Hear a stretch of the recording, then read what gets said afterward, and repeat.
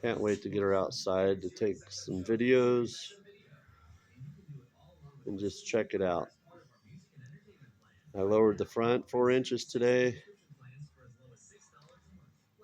Slowly getting it together. I got glass to put in.